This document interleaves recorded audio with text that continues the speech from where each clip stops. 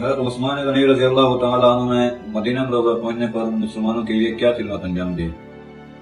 حضرت عثمان غنی رضی اللہ تعالی عنہ جب مدینہ المنورہ پہنچے، انہوں نے وہاں یہ منظر دیکھا کہ مسلمانوں کے لیے سب سے بڑی پریشانی پانی کا نہ ہونا ہے، اور دوسری بڑی پریشانی مسلمانوں کے لیے پانی کا خریدنا ہے، جبکہ ان کے پاس مالی وسائل بھی نہیں ہیں۔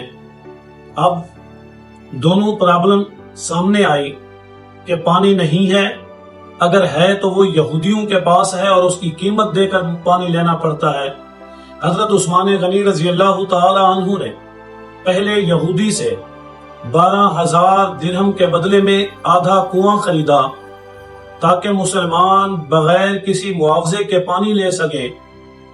ایک دن وہ یہودیوں کے لیے اور ایک دن مسلمانوں کے لیے پانی وقف ہوا۔